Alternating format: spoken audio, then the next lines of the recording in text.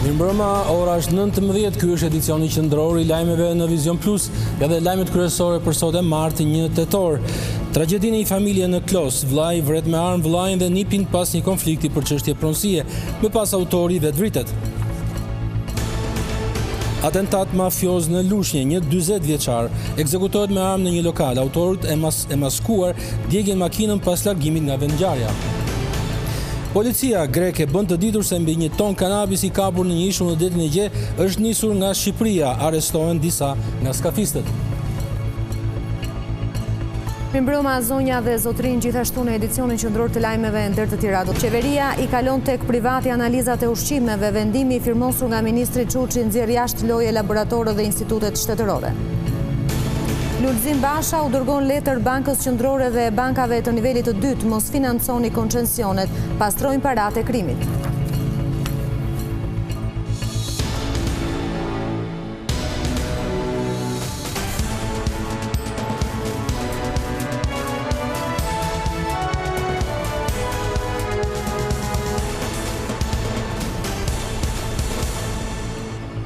Përshëndetje. Konflikti për pronat shkakton masakrën e radhës me 3 viktima në një familje. Këtë herë në një fshat të Klosit, debati mes 2 vëllezërve për një gardë ndarës mes tokave të tyre ka përfunduar me përdorimin e armës.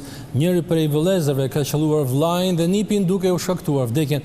Më pas agresori është vetvrarë. Një konflikt mes vëllezërve Sali dhe Kujtim Dakuçi për një gardë ndarës mes tokave të tyre përfundoi sot në një tragjedi. Për plase verbale për pronën shkaktoi një masakër në familje me 3 të vrarë. Ngjarja e rëndë ndodhi në fshatin Xibërhane të Klosit, rreth orës 14:30. Policia bëri të ditur se gjatë konfliktit, Sali Dakuçi nxori pistoletën duke qelluar për vdekje jo vetëm vëllain, por edhe nipin e tij, Flogertin, i cili ndodhej me ta. Pas krimit tronditës, agresori qelloi veten duke humbur jetën menjëherë. Fqinjet ndërhyn pas krismave duke dërguar në spitalin e Klosit babë e birë të përgjakur, por ata nuk arritën të mbijetonin. Kujtim Dakuçi humbi jetën gjatë rrugës, ndërsa i biri në qendrën spitalore. Burimet bën me dije se edhe vite më parë, 2 vëllezërit përfunduan në spital pasi ishin rrahur me njëri tjetrin për çështjen e pronave, por me ndërhyrjen e policisë duket se ky problem mes tyre ishte mbyllur. Ndërkohë grupi hetimor mori sot dëshmitë e familjarëve të tjerë, si dhe të banorëve të zonës, për të hedhur plotësisht dritë mbi këtë masakër. Një 40 vjeçar u ekzekutua me breshëri automatiku në Lushnjë teksa ishte duke pirë kafe në lokal. Besnik Hida, pronari një biznesi, u qellua nga 2 persona të maskuar. Pak pas krimit e automjeti i vrasësve u gjeti djegur në një fshat pranë qytetit. Motivet mbeten mister, pasi Hida nuk rezulton të ketë pasur probleme me drejtësinë. Lushnja u trondit këtë të martë nga një atentat mafioz. 40 vjeçari Besnik Hida u ekzekutua teksa pinte kafe i vetëm në një nga lokalet e qytetit. Rreth orës 8:15 minuta, autorët, të cilët kanë qenë 2 dhe të maskuar, u ngjitën në katin e 2 të lokalit dhe e qelluan me breshëri automatiku shënjestrën. Më pas, u larguan me shpejtësi me një automjet. Për shkak të plumbave të marrë, 40 vjeçari mbeti i vdekur në vend. Policia ngriti pikat shumëta kontrolli në hyrje-daljet e qytetit në aksin rrugor Lushnjë-Tiranë, Lushnjë-Fier dhe Lushnjë-Berat, por ende nuk ka asnjë gjurmë të ekzekutorëve. Pak pas krimit, u gjetë djegur një makinë pranë fshatit Savër, e cila dyshohet se u përdor nga vrasësit për t'u larguar nga vendngjarja. Viktima ishte pronari i një biznesi që tregton pjesë të përdorura makinash, por gjithashtu kishte në pronësi edhe një market në zonën ku banonte, pak metra larg vendit krimit. Sipas të dhënave të policisë, Besnik Hida rezulton se nuk ka pasur precedent penal. 2 vite më parë, 40 vjeçarit i u vra nipi. Hida është daja i Zamir Latifit, i cili u ekzekutua në një atentat mafioz bashkë me Jurgen Hoxhën. Objektivi ishte Gjulio Shkurti, nipi i Aldo Bares, por ai shpëtoi ndërsa u vran miqtë e tij. Mbi 1 ton droge kapur nga policia greke në një ishull në detin e Gje është nisur nga Shqipëria. Njoftimi vjen nga autoritetet greke në Athinë, të cilat besojnë se skafistët ishin nisur nga Vlora me destinacion Turqinë për të shkëmbyer shashin me heroin. Autoritetet greke publikuan foto dhe video të sekuestrimit të më shumë se 1 ton kanabisi të hënë në mesditë në një shpellë në Piperi, pranë ishullit Talonisos në Greqi. Siç u bë e ditur në një prezantim zyrtar të policisë greke, një rrjet ndërkombëtar i trafikantëve të drogës vinte nga Shqipëria nëpërmjet Greqisë me destinacion Turqinë dhe Anasjeltas. Sasia e drogës së sekuestruar është 1172 kg kanabis i papërpunuar.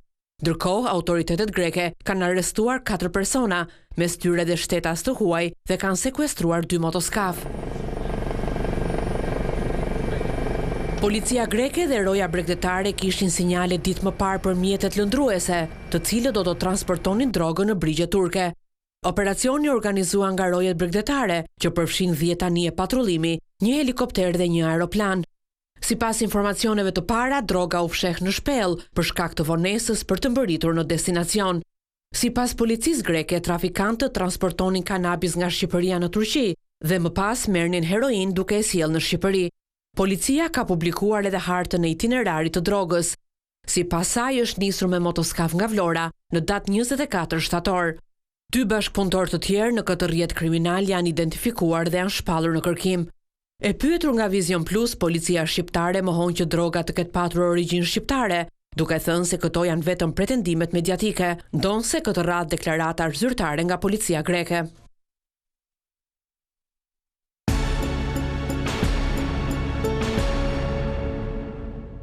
Gjermania përjashton ndërhyrjen për zgjidhjen e krizës në Shqipëri. Ambasadori Peter Zingrafe bëri të qartë se klasa politike duhet të ndërgjegjësohet për zgjidhur vetë konfliktet. Diplomati gjerman rikonfirmoi mbështetjen e vendit të tij për reformën zgjedhore dhe negociatat me Bashkimin Evropian.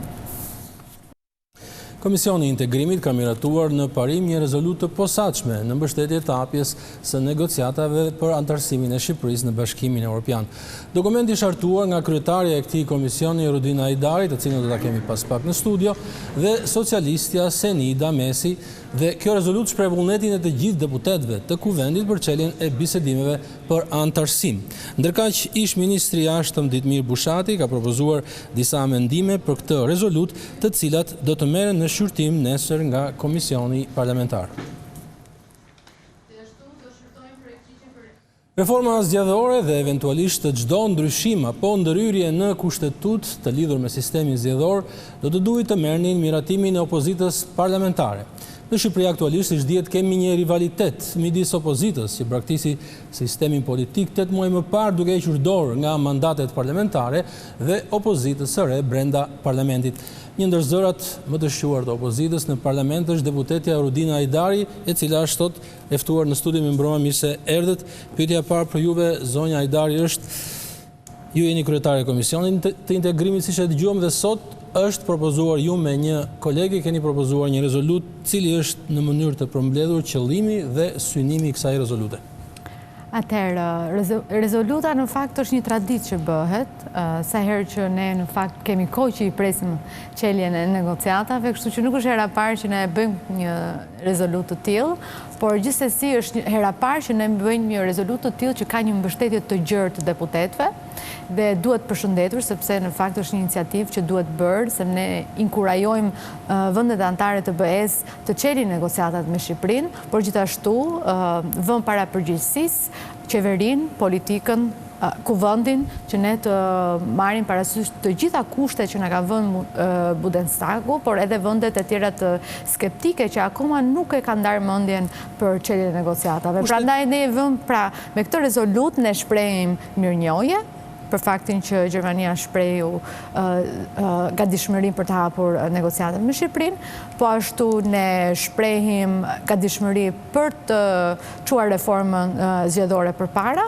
adresimin e OSBE-ut direkt, por dhe të gjitha ndryshimet e nevojshme, siç është ligji për partitë politike dhe të tjerë, që në fakt janë kriter politik brenda progres raportit të vitit të fundit për Shqipërinë. Ato që i quajmë kushtet e Gjermanisë dhe që janë si thua qëndrimi zyrtar i Gjermanisë, zëri ndoshta më kryesor në komunitetin në Bashkimin Evropian. Pra ky lloj miratimi që morëm nga Gjermania, pra Shqipëria me kushte, për disa është një hap përpara, për disa të tjerë është një mbetje në klasë e Shqipërisë. Ju si mendoni? Mendoj se deklaratat të tilla shpesh herë çfarëdo lloj vendimi që merret mbi Shqipërinë, shpesh herë militantët i përdorin për të bërë argumentat e tyre, pra për të hedhur qoftë në favor të tyre apo në kundërshtim të kundërshtarit të tyre. Kështu që shpesh herë shikoj që është një lloj loje politike që bëhet nga krahët politik, por unë shikoj që gjithsesi nuk duhet mohuar fakti që drita jeshile nga Bundestagu është i rëndësishëm për vetë faktin se Gjermania është lokomotiva e BE-s dhe për shkak të kësaj arsye ajo inkurajon dhe vendet e tjera që të hapin negociatat me Shqipërinë. Pra ka një lloj ndikimi mbi vendet e tjera të Bashkimit Evropian, pavarësisht se çdo shtet antar i Bashkimit Evropian ka të drejtën e tyre sovrane të vendos, por gjithsesi Gjermania ka një ndikim. Gjithsesi, duke thënë këtë, mendoj se nga ana tjetër Gjermania ka qenë shumë transparente për sa i përket përgjegjshmërisë që duhet të ndjejë politika shqiptare kur vjen puna për detyrat apo detyrat e shtëpisë që Shqipëria nuk i ka bërë ende, siç është reforma në drejtësi, reforma zgjedhore, kushtet e tjera, ndëshkueshmëria ndaj atyre që kanë tjetërsuar votën e tjerë. Pra ka kushte shumë të rëndësishme brenda atyre pikave, 9 pikave që në fakt janë shtuar dhe është keq, është për të ardhur keq, por nga ana tjetër tregon se ne kemi akoma shumë punë për të bërë. Padyshim që Gjermania ka një ndikim vendimtar në qëndrimin e Europës. Qëndrim i cili do të zyrtarizohet pas 2 javësh, në datën 15 do të shprehen ministrat e jashtëm dhe në 18 Këshilli Evropian. Cilat janë gjasat? Si e shikoni ju si kryetare e Komisionit të Integrimit?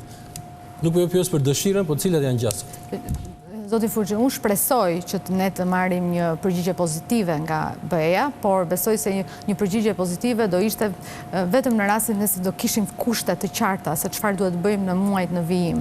Pra, sa i përket mendoj se edhe nëse vendet e tjera skeptike si Hollanda, Danimarka, por edhe në rastin e Greqisë, ata do jenë shumë të prerë, por edhe Franca ndonjëherë, besoj se do jenë shumë të prerë për sa i përket kushteve që do t'i japin Shqipërisë, sidomos për 2 reformat kryesore, siç është reforma në drejtësi, plotësimi pra ngritja e gjykatës kushtetuese, ngritja e gjykatës së lartë, ngritja e gjitha organeve të tjera të SPAK-ut dhe BK-s që janë prioritare për Shqipërinë dhe për demokracinë në vend, për zhvillimin e institucioneve të forcimin e shtetit ligjor e tjerë. Por edhe reforma reforma zgjedhore do jetë tepër e rëndësishme në hapat. Kushtet po janë të qarta, detyrat që vijnë janë të qarta, gjasat, ju si besoni do të jenë kushtet, por do të hapen apo do të mbeten kushtet për të thënë dhe për të shtyr në datë tjetër. Pra, është çështje se si e shikon. Pra, do e shikosh godën gjysmë poshtë apo gjysmë plot. Dhe unë dua ta shikoj gjysmë plot sepse kam shpresë për Shqipërinë që do t'i hapen negociatat dhe do t'i jepet kjo shpresë shqiptarëve në fakt që e kërkojnë me ngulm të madh dhe arsyeja vetëm që Shqipëria nuk po e merr këtë shans është vetëm për shkak të politikës. Politika nuk ka qenë e gatshme dhe nuk ka shprehur vullnet, nuk ka pasur vullnetin e duhur për të çuar e ka zvarritur gjitha reformat deri tani. Prandaj edhe ne nuk kemi marrë përgjigje pozitive në 2017, 2018 dhe tani është shansi jon i fundit për ta marrë. Udina Hajdar, jeni edhe bashkëkryetare e Komisionit për Reformën Zgjedhore. Partia Demokratike nuk ka besim te komisioni kur Udina Hajdari dhe Damian Gjiknuri janë kryetar. Sipas tyre nuk është legjitim ky komision, a ka vend për kompromis me Partinë Demokratike në këtë çështje, si mendon? Mendoj se Partia Demokratike dhe opozita jashtë parlamentit gjithmonë kanë vënë te Komisioni për Reformën Zgjedhore. Besoj se edhe zoti Gjiknuri, bashkëkryetari i kësaj komisioni, ka shprehur edhe gatishmërinë e tij për të lëvizur apo mos lëvizur apo për të bërë sakrificat e tij. Por gjithsesi ky nuk është problemi. Mendoj se Partia Demokratike nuk ka qenë e qëndrueshme në vendimet e saj, në betejën e saj, nëse do i bashkohet kësaj beteje për reformë zgjedhore dhe do e çojë, pra do bëhet pjesë e kësaj tyreze, do bashkëpunojë me ne për ta çuar këtë reformë përpara. Nëse Partia Demokratike apo opozita jashtë parlamentit vazhdon thotë që ky parlament ka dalur nga një palë zgjedhje që kanë qenë të vjedhura etj, ndërkohë që ato janë të certifikuara me raport ose ODIR, ndërkohë që qeveria, shteti, parlamenti njihen nga gjithë aleatët tanë dhe vazhdojnë të operojnë, vazhdojnë të punën normalisht, atëherë i bie që mos tjetosh me këmbë në tokë. Duhet që patjetër të bien dhe të bëjnë disa propozime konkrete me këmbë në tokë. Pyetja e fundit. Sot Lulzim Basha ka paralajmëruar bankat që të mos financojnë projektet e ashtu quajtura me PPP të qeverisë së sotme dhe nesër që do të vijnë në pushtet, ditën që do të vinte në pushtet Lulzim Basha do t'i anulonte këto PPP. Ju po të ishit nesër kryeministre e Shqipërisë do t'i anuloni dhe ju, cili është qëndrimi ndaj këtyre PPP-ve? Pikërisht edhe mendoj se nuk e kam parë në thellësi këtë letër që i ka dërguar zoti Basha bankave të vogla apo të mëdha në lidhje me financimin e PPP-ve, por ne në parlament kemi denoncuar në fakt 2 PPP-t dhe rishikimin e koncesioneve për koncesion, ligjin për koncesionet, dhe pikërisht kemi thënë këto që ato janë vjedhje shumë të mëdha që shteti po i përdor dhe po abuzon tej mase me fryrjen e kostove dhe me kërkesat e pakërkuara. Po të shikosh edhe afati i kërkesave të pakërkuara është shtyr. Mendoj se ndoshta është një hap që zoti Basha e ka menduar si një hap të mirë, por nuk duhet të ndërhyjë as e privati. Mendoj se ndoshta kjo nuk është rruga e duhur. Por gjithsesi nuk jam unë aty për gjykuar se çfarë duhet bëjë zoti Basha, por bashkohem në këtë ide që kjo lloj skeme është një skemë tejet korruptive. Rudina Hajdari, faleminderit që ishit me ne në Lajme. Ecim këtej. Flasim më tej për Bullgarinë, e cila kërkon nga Maqedonia që të reflektoj për figurat historike në këmbim të votës pro për negociatat e antarësimit. Por gjatë një samiti në Shkup, kryeministri Zoran Zaev tha se nuk do të ketë asnjë pengesë për një vendim pozitiv nga Këshilli Evropian për nisjen e bisedimeve.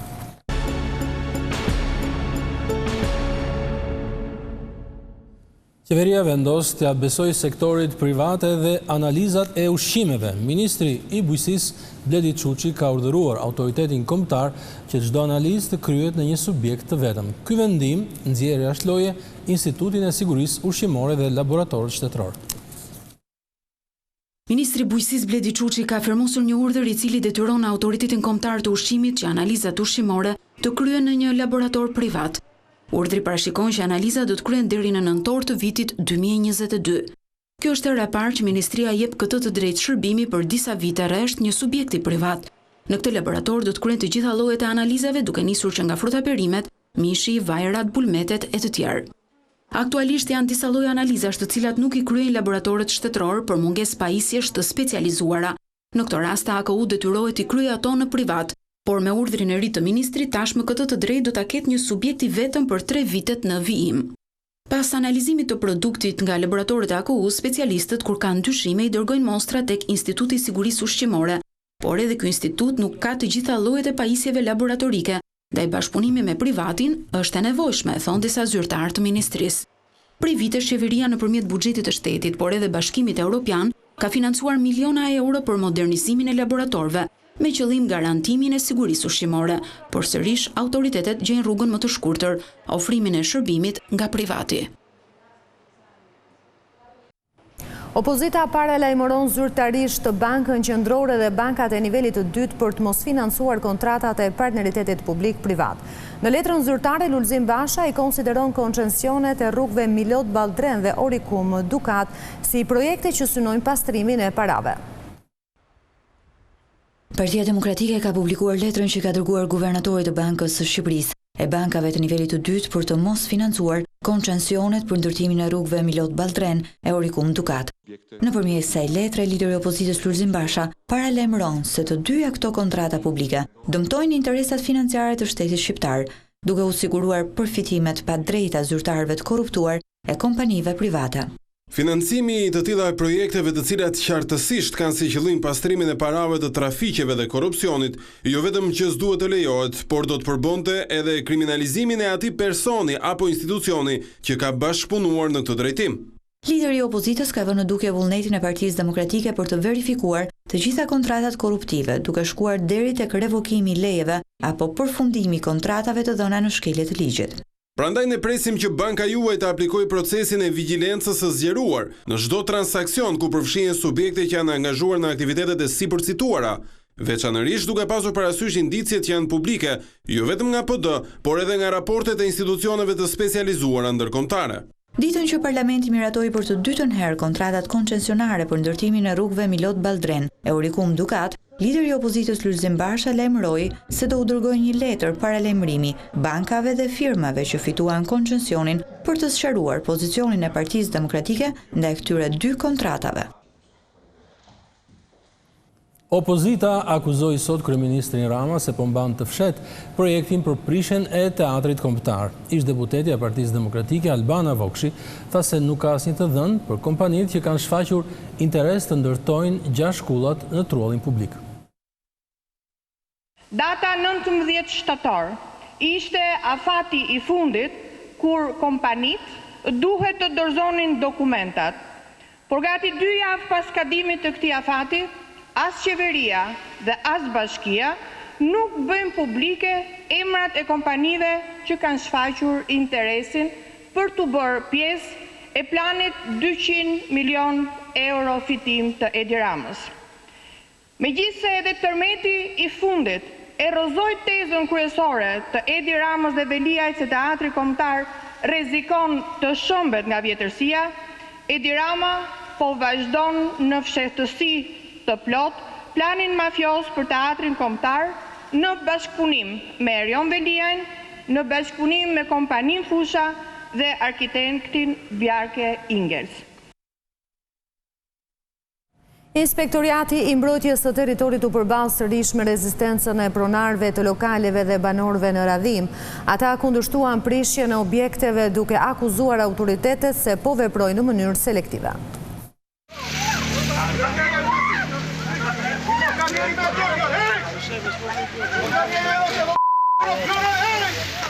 Edhe këtë të martë aksioni i Inspektoriatit të mbrojtjes së territorit në Vlorë u shoqërua me tensione. Banorët dhe pronarët e bizneseve dhe objekteve që janë planifikuar të prishen u përplasën sërish me forcat e ndërhyrjes së shpejtë.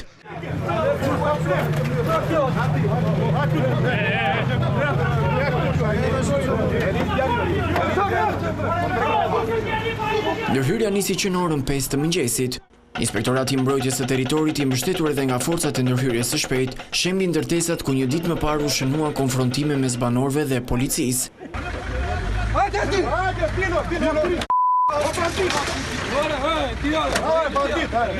Ndërkohë uniformat blu shoqëruan pronarët e lokaleve që kundërshtuan inspektorët. Ata u lanë të lirë pas shembjes së objekteve. Banorët pretendojnë se janë toleruar disa objekte. Ndërkohë drejtuesja e KMT-s Dallëndyshe Bici sqaroi se do të ndërhyjet në 51 prej tyre, ndërsa për të tjerat pritet përgjigje nga kadastra pasi janë në proces legalizimi ose me dokumente hipotekore. Shembja lokaleve do t'i hap rrugë vijimit të punimeve për zgjatimin e lungomares. Bashkia e Tiranës do të marrë 3.8 milion euro kredi për rehabilitimin e pjesës së poshtme të lumit Lana. Projekti parashikon prishjen e 238 shtëpive, pjesa më e madhe të cilave nuk janë legalizuar. 238 shtëpi për gjatë shtratit të lumit të Lanës do të prishen për t'i hapur rrugë projektet të rehabilitimit të këtij segmenti. Të gjitha banesat që kanë dokumente do të shpronosohen, ndërsa të tjerët që nuk kanë letra do të trajtohen sipas ligjeve në fuqi.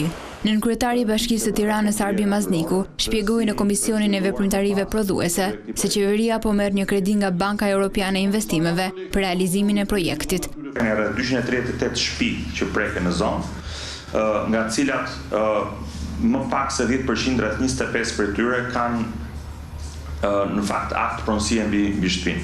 Një pjesë e madhe shtëpive janë ndërtuar shumë afër lumit dhe kjo ka kryer problematika në fakt edhe me mundësinë e legalizimit tyre.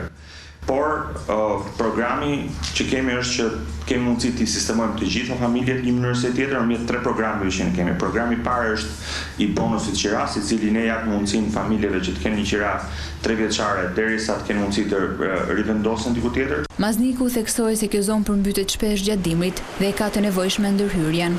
Kemi probleme masive gjatë gjithë këtyre viteve me përmbytjet në zonë. Segmenti i cili rehabilitohet është 1.8 kilometra. Standardi i rehabilitimit është super i lartë. 3 korsi rrugë, njëra për cilave është korsi dedikuar për autobusin, do të kemi trotuar në secilin prej krave dhe korsi dedikuar biçikletash. por deputetët tërhoqën vëmendjen për problemet sociale që mund të shkaktohen nga prishja e shtëpive. Çështja e shpronësimeve duhet trajtohen të gjithë në mënyrë të barabartë. Hiqni ja 200-300 metra të unazare dhe jepuni shtëpia këtyre, se nuk po kërkojnë vila luksoze. Do t'ju dali një unazare njësoj si këtu nga mbrapa, po do jetë shumë më e fortë. Rehabilitimi i lanës do të kushtoj 3.8 milion euro dhe pritet të përfundojë brenda muajit shkurt të vitit që vjen. Shtetet e Bashkuara mbështesin fuqizimin e rolit të gruas në institucionet e sigurisë. Diplomatja amerikane Leila Mosesones evidentoi nevojën e rritjes së kontributit të grave, veçanërisht në parandalimin e konflikteve. E ngarkuara me punë e Shteteve të Bashkuara të Amerikës në Tiranë, Leila Mosesones vlerëson angazhimin dhe rolin e grave shqiptare në institucione lisbatuese dhe ato të sigurisë. Ajo tha se Shtetet e Bashkuara të Amerikës do të vijojnë të mbështesin me projekte trajnimin e këtyre kapaciteteve. Gratë në të gjithë botën kanë një rol thelbësor për të luajtur në ofrimin e sigurisë, procesin e paqes në luftën kundër terrorizmit dhe parandalimin e zgjidhjen e konflikteve. Ju jeni udhëheqësit e ardhshëm të Shqipërisë. Shfrytëzojeni këtë mundësi që ta përgatisni veten në këtë rol të rëndësishëm. SBA do të qëndrojnë me ju teksa punojnë për të rritur rolin e grave në kapërcimin e kërcënimeve të jashtme dhe të brendshme të sigurisë dhe për të përkrahur paqe dhe begatima të madhe. Në Shqipëri, më shumë se 1500 gra shërbejnë në radhët e policisë së shtetit, ku 31 prej tyre mbajnë gradën kryekomisare. Edhe në forcat armatosura, trendi i viteve të fundit flet për një numër në rritje të rekrutimit të vajzave dhe grave, ndërkohë që një numër i konsiderueshëm janë dhe pjesë e shërbimeve inteligjente.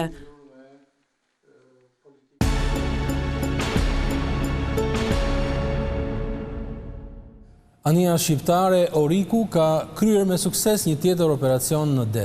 Pjesëtarët e ekipazhit kanë mundur të ndërhyjnë në kohë duke shpëtuar 110 emigrantë. Kjo gomone me emigrantë e cila po lundronte në ujërat e detit e Gje është shpëtuar nga forcat detare shqiptare. Ania Oriku dhe ekipazhi i saj në 2 ditë arritën të shpëtonin 110 refugjata afgan dhe palestinez, të cilët po udhëtonin drejt Greqisë. Pas një nate intensive dhe ndërhyrjes në det të hapur, është bëri mundur shpëtimi i refugjatëve që rrezikonin të mbyteshin. Prej 3 vitesh, ushtarakët shqiptar janë të angazhuar në misionin e NATO-s në detin e Gje. Gjatë kësaj periudhe, Ania Oriku ka ndërmarrë 160 operacione, duke shpëtuar mbi 3000 fëmijë, gra e burra. Përfundojmë këtu edicionin qendror të lajmeve në Vizion Plus. Kalonim përmet këndshme. Natën e mirë.